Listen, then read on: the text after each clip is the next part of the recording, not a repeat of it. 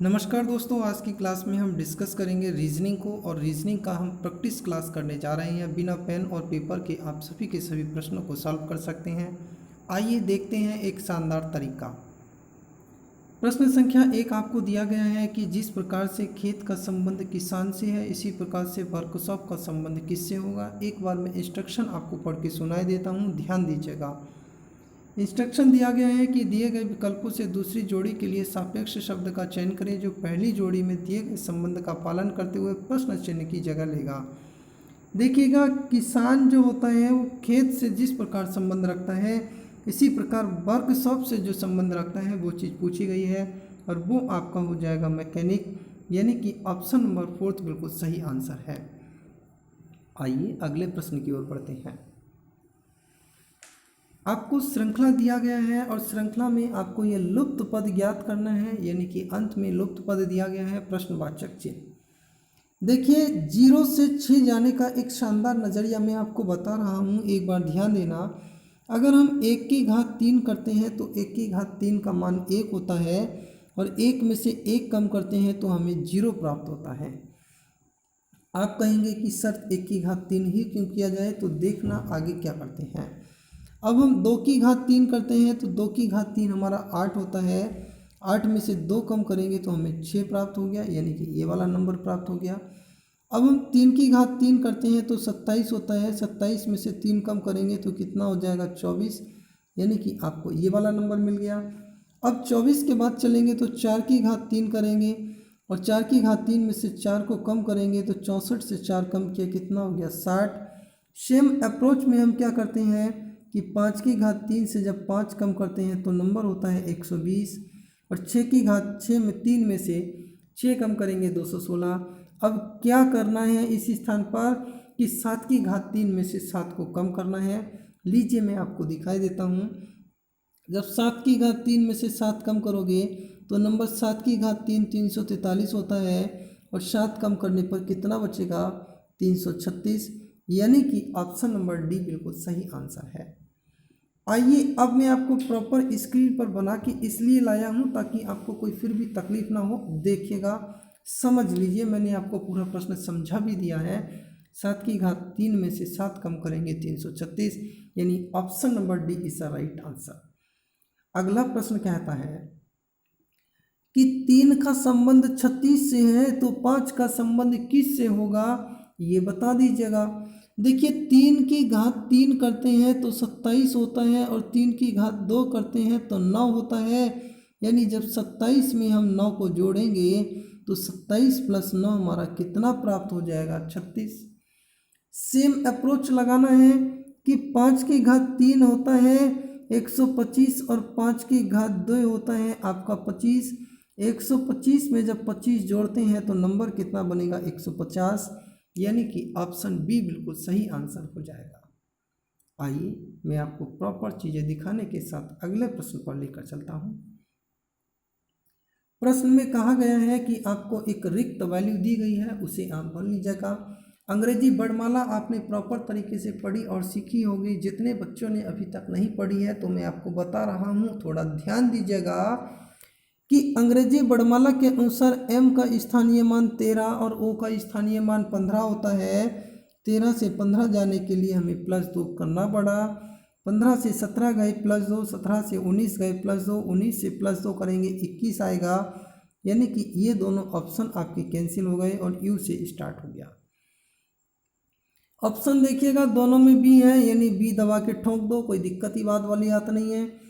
ए में 1 2 जोड़ा कितना हो गया, 3 और 3 में 2 जोड़ा, 5 में 2 जोड़ा, 7 7 में 2 जोड़ेंगे कितना हो जाएगा, 9, यानी कि ये भी कैंसिल, आंसर हो गया ऑप्शन नंबर बी।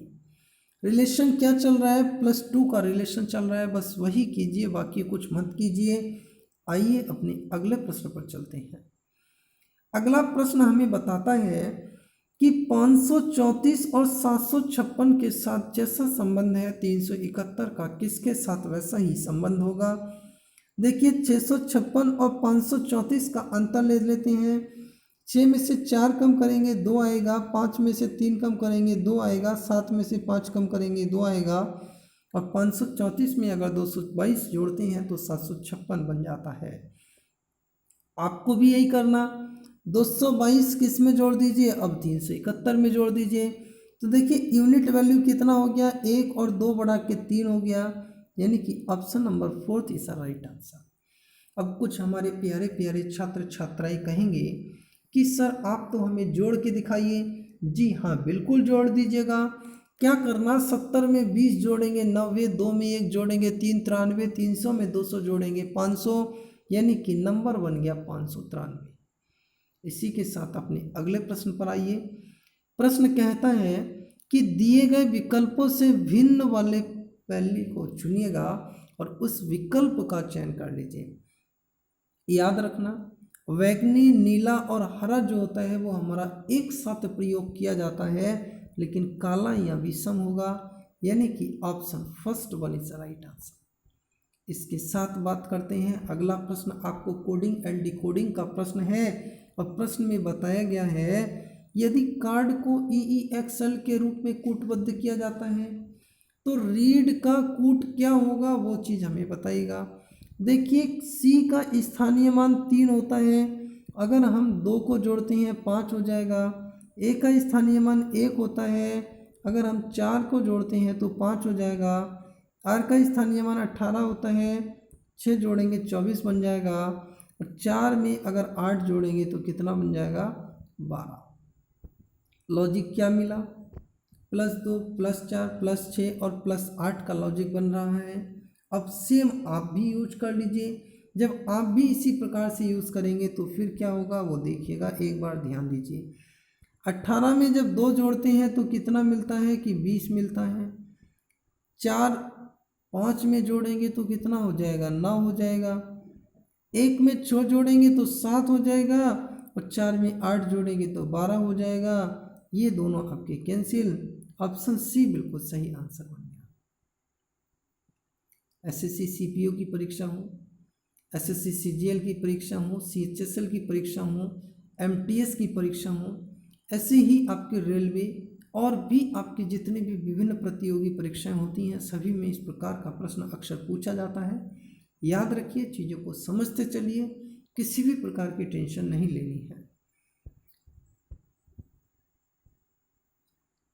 प्रश्न में दिए गए विकल्पों में से विषम वाले नंबर को आपको पिक करना है। मैं आपसे कहूँगा कि 64 का घन लेंगे, घन मूल लेंगे तो कितना होगा, 4, यानी कि 4 का घात 3 बराबर 64। 125 का घनमूल लेंगे तो 5, यानी 5 का घात 3 बराबर 125। 216 का घनमूल लेंगे यानी 6, 6 की घात 3 बराबर 216। लेकिन 225 सिर्फ वर्ग होता है, वो भी किसका होता है, तो 15 का वर्ग होता है, इसका घनमूल नहीं लिया जा सकता, इसलिए आपका आंसर हो जाएगा ऑप्शन नंबर सी। आइए इसी के साथ हम अपने अगले प्रश्न पर चलते हैं, और अगले प्रश्न में हमसे दिया गया है कि 85, 42 यानी 42 और 139 के बाद क्वेश्चन मार्क का चिन्ह है। देखिए बहुत ध्यान से चीज़ों को समझना कि मेरे पास नंबर 85 दिया गया है, अगर मैं 1 कम कर लेता हूँ तो नंबर 84 बचता है, और इसे अगर मैं 2 से भाग कर लेता हूँ तो नंबर मेरा 42 प्राप्त हो जाएगा, यानी 42 मिल जाएगा। सेम अप्रोच लगाना है, 139 से 1 कम कर लीजिए, जो वैल्यू आए उसे आप 2 से भाग दे दीजिएगा। 139 से 1 कम करने पर 138 होता है, और 138 को 2 से भाग देने पर आपका नंबर 69 बनेगा, यानी option number 3 is the right answer. अगला प्रश्न कहता है यदि A V की माँ है तो ये रहा V, A को V की माँ बना दिया। C A का पुत्र है, C A का पुत्र हो गया। D E का भाई है, और D और E का अभी यह संबंध है नहीं, इसलिए मैंने इसे अंडरलाइन यही कर दिया। E V की पुत्री है, और D जो है वो E का भाई है। तो E की दादी या नानी कौन है, तो दादी या नानी E की कौन हो गई, A, यानी कि ऑप्शन नंबर 2 बिल्कुल सही आंसर होगा। अब दादी या नानी क्यों है? क्योंकि वी का जेंडर क्लियर नहीं है, इसलिए दादी भी हो सकती है, नानी भी हो सकती है। जी अगला प्रश्न ये रहा, दिए गए विकल्पों में से विषम को चुनिएगा। पेड़, चूहा, पुरुष और पेपर दिए गए हैं। देखिए पेड़ हो, चूहा हो या पुरुष हो, ये सभी जीवित यानी इनमें श्वास होती है, लेकिन पेपर जो है उसमें श्वास नहीं होती है, इसलिए आपका जो बेस्ट आंसर होगा वो हो जाएगा ऑप्शन नंबर 4। जी एसएससी लेवल के जितने भी एग्ज़ाम्स हमारे होते हैं, रेलवे की परीक्षाएं हैं, यूपी ट्रिपल एससी की परीक्षाएं हैं, सभी के लिए आपको ये सेशन डिज़ाइन किया जा रहा है और प्रैक्टिस क्लास है। बहुत शानदार अंदाज के साथ आप प्रत्येक प्रश्न को धैर्य से करें और एक्यूरेसी को सदैव बनाए रखें। आइए अगले प्रश्न पर चलते हैं। प्रश्न में कहा गया है उस शब्द को पहचानिए जो बड़े अक्षरों में लिखे शब्द के अक्षरों के द्वारा नहीं लिखा जा सकता। मैं आपसे कह रहा हूं कि ये जो शब्द दिया है इसमें जो अक्षर हुए हैं प्रयोग वही आपके हुए हैं ऑप्शन ए में, बी में और सी में, लेकिन डी में सी आया है जबकि यहाँ कहीं सी नहीं है, इसलिए आंसर होगा ऑप्शन नंबर 4। आइए इसी के साथ अगले प्रश्न पर चलते हैं। दी गई श्रृंखला में से गलत श्रृंखला को चुनिएगा, ये चीज कहता है। देखिए 12 से 6.5 बना, यानी कि 12 को क्या किया 0.5 किया प्लस 0.5 किया, 6.5 हो गया। अब 6.5 है, इसे हमने क्या किया गुणा 1 किया प्लस 1 किया, 7.5 हो गया। ऐसे ही हमने क्या किया इसमें गुणा, देखिए मैं दिखाई देता हूँ आप टेंशन मत लेना। गुणा 0.5 से किया 0.5 जोड़ा 6.5 आया, फिर गुणा 1 से किया 1 जोड़ा 7.5 आया, 1.5 से गुणा किया 1.5 जोड़ा 12.75 आया। अब 2 से गुणा करके 2 जोड़ेंगे तो 27.50 बनेगा, यानी option number C is wrong वाली। ठीक है, गलत संख्या मांगी थी, गलत हो जाएगी ऑप्शन सी वाली। इसी के साथ अपने अगले प्रश्न पर चलते हैं। प्रश्न में दिया गया है कि 3, 19, 5 प्रश्नवाचक चिन्ह। मैं आपसे कहता हूं नंबर 3 है, 3 का 3 गुना कीजिए कितना होता है 9, 9 का 2 गुना कीजिए 18, 1 जोड़ेंगे तो कितना हो गया 19। ऐसे ही 5 है, 5 का 5 गुना कीजिए 25, 25 का 2 गुना कीजिए 50 और 1 जोड़ेंगे तो कितना हो गया 51, यानी कि ऑप्शन बी बिल्कुल सही आंसर है। आइए देख लेना, आप यहाँ देख लीजिए, आपको कोई तकलीफ होती है तो ये मैंने लिखा है। कुछ बच्चे परेशान आत्मा होती हैं, लेकिन कोई टेंशन वाली बात नहीं है, चीज़ें समझते चलिएगा। आइए अगला प्रश्न क्या कहता है कि 15 है, फिर आपका 25 है, अब 45 के साथ में प्रश्नवाचक चिन्ह दिया गया है। मैं आपसे कहता हूं कि एक 15 नंबर है, इसे मैं 5/3 से गुणा कर लेता हूं, 3 पंजे 15, 5 पंजा कितना हो गया 25। ऐसे ही जब मैंने आपका नंबर 45 लिया, इसे भी 5/3 किया तो 15 पंजे 75, यानी ऑप्शन ए बिल्कुल सही आंसर हो जाएगा।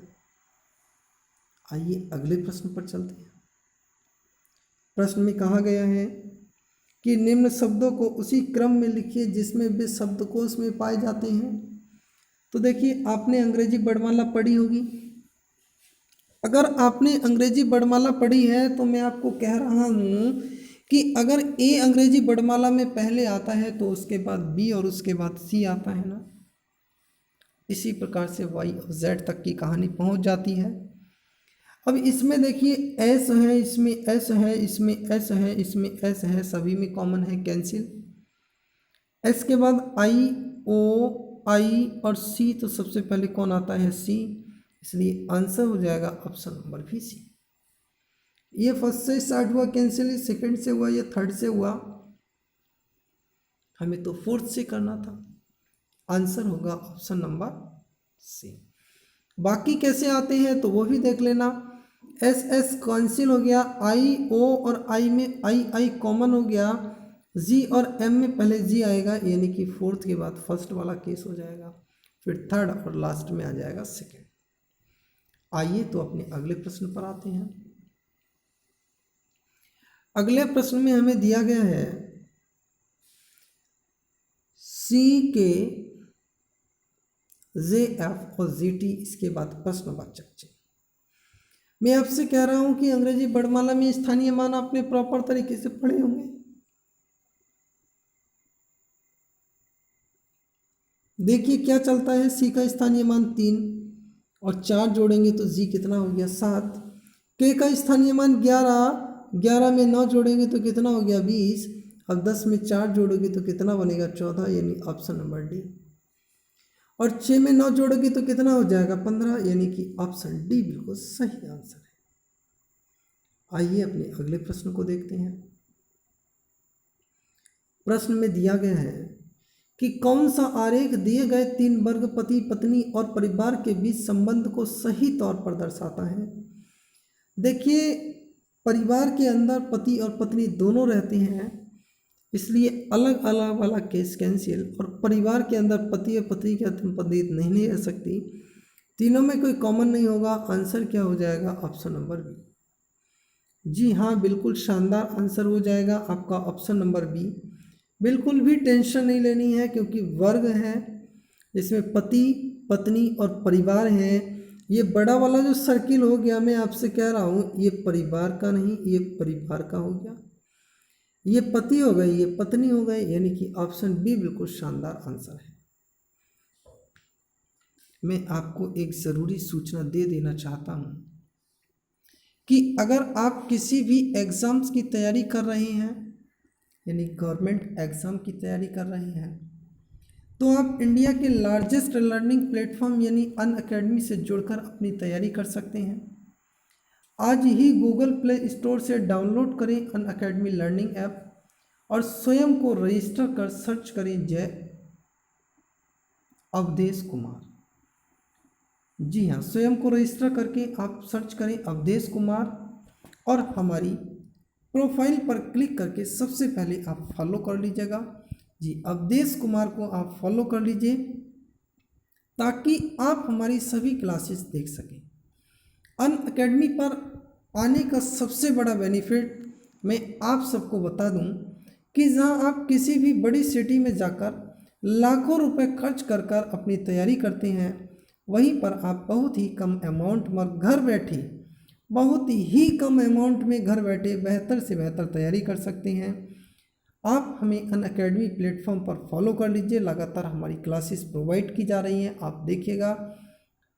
अगर आप कोई भी सब्सक्रिप्शन लेना चाहते हैं, अगर अनअकैडमी का कोई सब्सक्रिप्शन लेना चाहते हैं तो आप हमारा discount code study for dreams ज़रूर यूज़ करें ताकि आप कोई भी सब्सक्रिप्शन परचेज करें तो आपको मैक्सिमम डिस्काउंट मिल जाए। अगर आप इसे यूज़ नहीं करते हैं तो आपको पूरा पेमेंट करना पड़ेगा। अनअकैडमी एक ऐसा प्लेटफॉर्म है जहां पर इंडिया के टॉप यानी कि एजुकेटर, बेस्ट फैकल्टीज़ यानी लाइव क्लासेस के माध्यम से पढ़ाते हैं, जिसमें लाइव क्लासेस होती हैं, फ्री क्लासेस होती हैं और क्रैश कोर्स भी कराए जाते हैं, जिससे आप SSC CGL, SSC CPO, SSC CHSL, SSC MTS, SSC GD, railway, UPSC, UP triple SC तथा डिफेंस लेवल की एग्ज़ाम्स को बहुत आसानी से क्रैक कर सकते हैं और बहुत शानदार तरीके से अपनी तैयारी कर सकते हैं। आज की क्लास में हमने रीजनिंग का एक स्पेशल प्रैक्टिस सेट डिस्कस किया है, यानी कि स्पेशल प्रैक्टिस क्लास को डिस्कस किया है। आपको पसंद आया होगा। अंत में एक चीज़ और कहूँगा मैं आपसे कि आज ही गूगल प्ले स्टोर से अनअकैडमी लर्निंग ऐप को डाउनलोड करके अवधेश कुमार को फॉलो कर लीजिए और अनअकैडमी सब्सक्रिप्शन लेने पर डिस्काउंट कोड यूज़ कीजिए स्टडी फॉर ड्रीम्स, ताकि आपको मैक्सिमम बेनिफिट मिल सके।